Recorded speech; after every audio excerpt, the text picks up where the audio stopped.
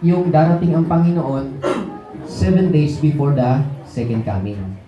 Yung iba kasi pag sinabi 7 years, pag sinabi kasi dadating na ang Panginoon, ang sinasabi na second coming, no, the kingdom of God. Yung second coming, mga kapatid, that is the judgment. Yung mga kapatid, they believe that the Lord Jesus Christ is coming soon. Palapakan natin Panginoon. And when He comes, mga kapatid, babaguhin tayo, bibigyan tayo ng katawang hindi na nabubulok, hindi na namamatay. You will be forever young and you will be forever healthy. You will not grow old, hindi ka na mapapagod. Amen po ba, mga kapatid? And that will come soon, pagbabalik ng ating Panginoong Jesucristo. And He will come, wala na pong hinihintay. He will come anytime. Amen? Kaya nga tayo, hindi nagre-ready tayo ngayon, matagal na po tayong ready. Amen? Kaya nga pag tinanong ka, are you saved? You are saved. Amen. Hindi yung pagdating ng Panginoon, saka pa lang ikaw ililigtas. Ngayon pa lang, niligtas ka na ng Panginoon. Amen? By faith. Stand in faith in Christ Jesus. Kaya nga, we always declare that we are the righteousness of God in Christ. Believe in the Lord Jesus Christ and you shall be saved. Amen po?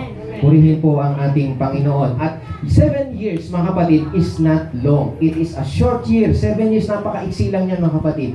And after the rapture, there will be 7 years tribulation. That is the divine wrath of God. Yan yung vengeance, yung paghihiganti ng ating Panginoon. Bakit maghihiganti ang Panginoon? He was rejected 2,000 years ago by His people, by yung bayan ni Israel, inireject po siya. Yung vengeance niya dadating ngayon after the rapture.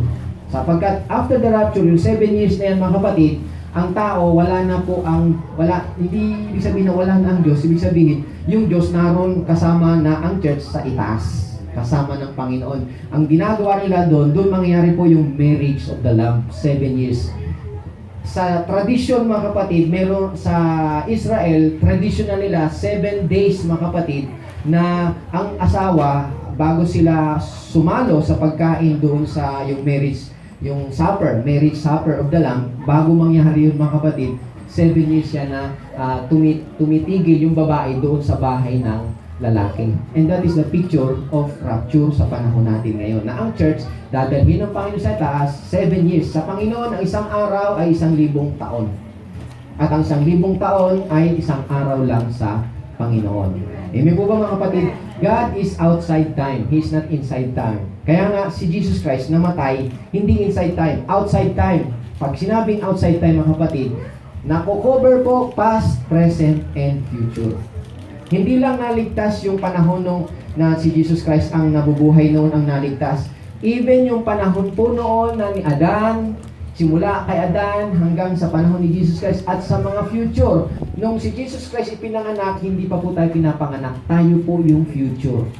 Amen po ba? But this time, mga kapatid, hindi na po tayo future. Pero niligtas tayo doon sa kamatayan ng Panginoon sa cross. God is outside time. Amen? He moves outside time, not inside time. Kaya sa buhay natin, past, present, and future, kumukilos ang Panginoon sa atin. Yung buhay mo past, ayusin ng Panginoon, pwedeng ayusin ng Panginoon yan. Even your future, pwedeng ayusin ng Panginoon yan. Kaya nga tayo nagpe-pray future eh. Sometimes future, Lord, pagpalain mo po ang anak ko. Lord, sana po makakuha ng magandang matinong asawa, mapapangasawa yung akin. Future yun, pinagpe-pray mo. Amen po ba? Hindi yung pagdating ng asawa, saka aayusin pa lang. Sa future pa lang, kumikilos na ang Diyos sa buhay mo because God is outside time. Kalapakan natin ating Panginoon. Glory to Jesus.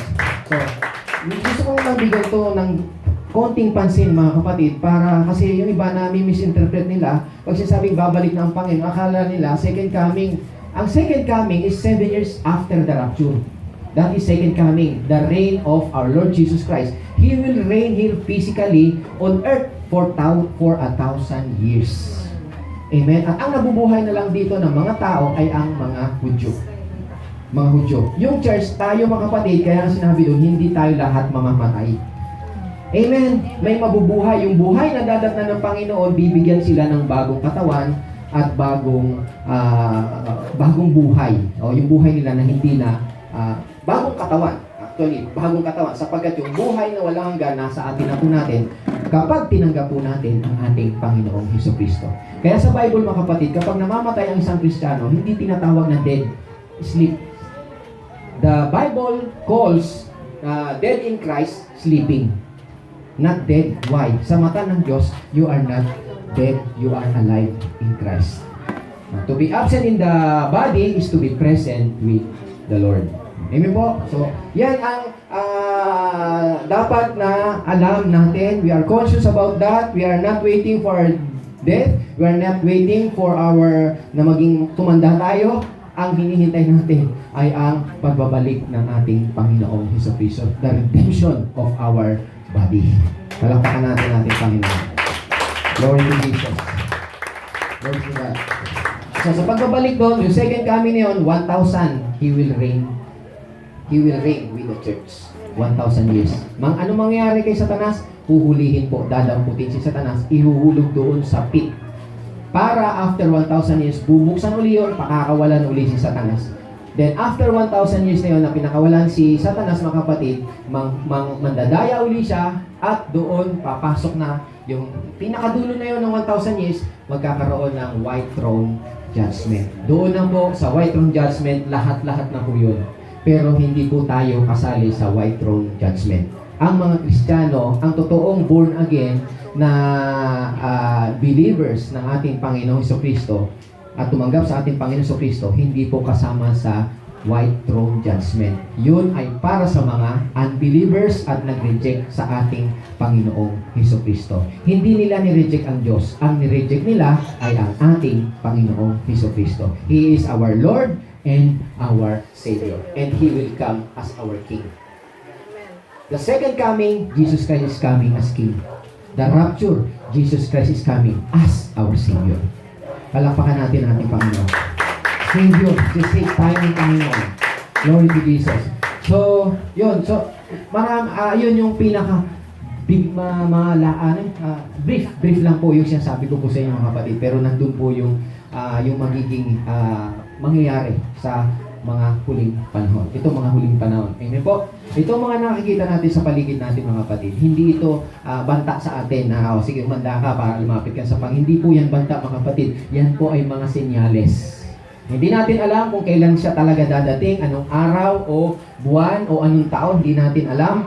Pero nakikita natin ang mga signs, even world wars, mga kapatid, in this past decade na ba yan? O century, past century, tama po ba? 2 world wars ang dumaan. Amen po. First World War and Third World War, we seen that happen in our generation o the other generation. Not our generation. Hindi pa ako buhay nun eh. Di mo ba? Amen? In this year, in this time din, hindi lang po yung earthquake, yung mga pandemic, mga kapatid, yung pandemic na yan, hindi yan ngayon lang, matagal na po yan. Pero yung dumating ngayon na pandemic, dinoble, in-intensify. Amen po? Kaya ngayon, ayan, after variant.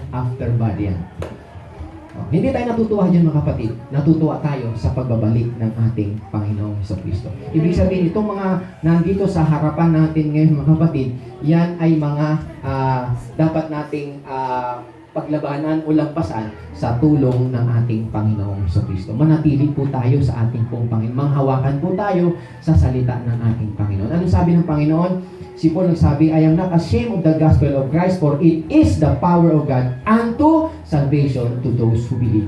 And it is in it, the righteousness of God is revealed from faith to faith. From faith to faith. Kaya nga ang pananampalataya, hindi yung naniniwala ka lang. Lahat ng tao naniniwala sa Diyos, mga kapatid. Kahit sino naniniwala yan. Kahit sabihin mong kriminal, naniniwala ka sa Diyos, naniniwala po sa Diyos yan, mga kapatid. Pero hindi nila naririnig ang salita ng Diyos. Amen po ba? Because faith comes by hearing and hearing the Word of God. Hearing and hearing the Word of Christ about the Lord Jesus Christ. Who is Jesus Christ? Jesus Christ came to die for our sins at the cross 2,000 years ago. Maliwanag po ba? And we are now 2021. Lampas na po sa 2,000 ang taon. Pero nakikita niyo, mga kapatid, Kung titingnan sa panahon ngayon, parang akala mo, parang mas lalong umiigting ang kahirapan. Tama po ba? Morality, yung mga, katulad ng pandemic, lahat, yung moral ng tao, pahirap ng pahirap. Maliwanag po ba mga kapatid? Kaya maging sa pananampalataya, mga kapatid, tayo nag-i-struggle. Meron po tayong laban. Meron po tayong warfare.